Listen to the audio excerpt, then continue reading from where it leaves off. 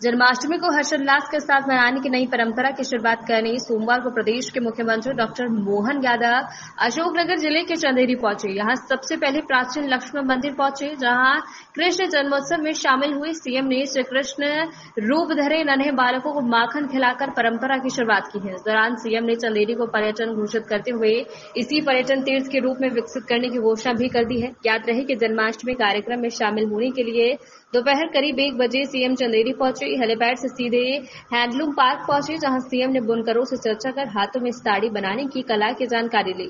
बुनकर की दुकान पर पहुंचे, जहां बुनकरों ने सीएम को 18,000 रुपए कीमत की एक साड़ी भेंट की, लेकिन सीएम ने इतनी महंगी साड़ी की भेंट लेने से मना कर दिया।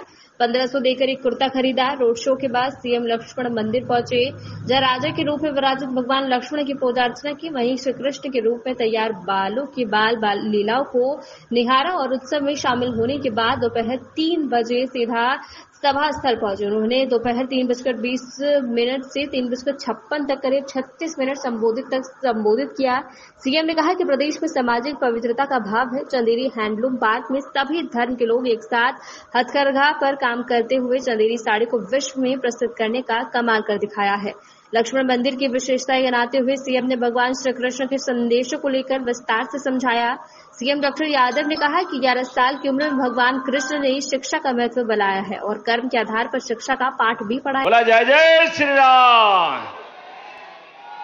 क्या भगवान का मंदिर है लक्ष्मण जी का चंदेरी के अंदर, और भगवान राम का अलग, भगवान लक्ष्मण का अलग, और क्या बताया कि जल झूलनी एकादशी के दिन दोनों का मिलन होता है।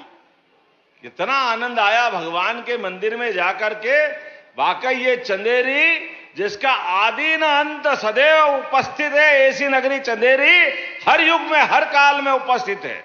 मुझे इस बात की प्रसन्नता है, हमारे अपने 1528 के अंदर भी यहीं बाबर के साथ युद्ध में वीरता के बलबूते पर राजा मेदिनी राय ने अपनी शहादत दी और 1600 ज्यादा रानियों ने अपने आप को अग्नि में समर्पित करके भारत के अंदर नारियों की ताकत बताने का प्रयास किया कि यहां की बहादुर छत्राणियां वीरांगनाएं जान दे देगी, लेकिन भारत की आन नहीं देगी, भारत की इज्जत को मिट्टी में नहीं मिलने देगी। आपने कहा, हमारे तिवारी जी ने भी चंदेरी को पर्यटन क्षेत्र घोषित किया जाए और जगन्नाथ सिंह जी ने भी कहा है, तो चंदेरी को पर्यटन का तीर्थ के रूप में घोषित किया जाता है।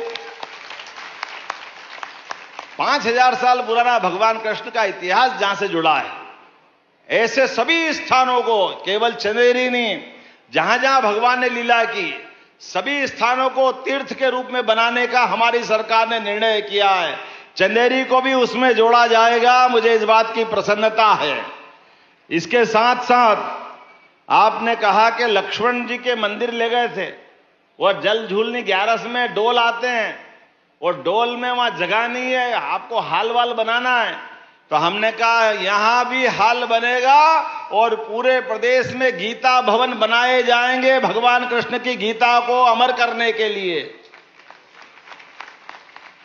हर नगरी निकाय में जहां जहां भी भगवान कृष्ण के जीवन के आध्यात्मिक चर्चा, परिचर्चा, ज्ञान चर्चा, अलग अलग कार्यक्रम, ये सब होना चाहिए।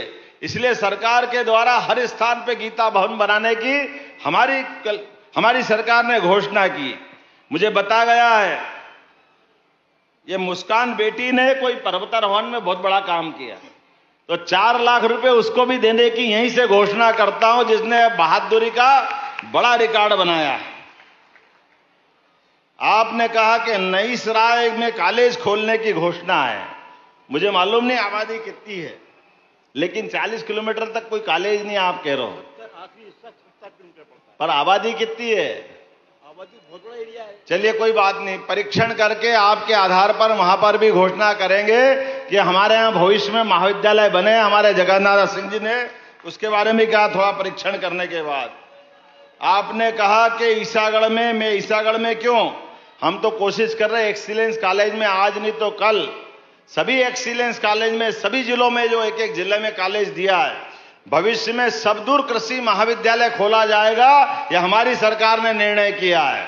कृषि में जब आगे बढ़ रहा है तो ये मौका मिलना चाहिए कि नहीं मिलना चाहिए?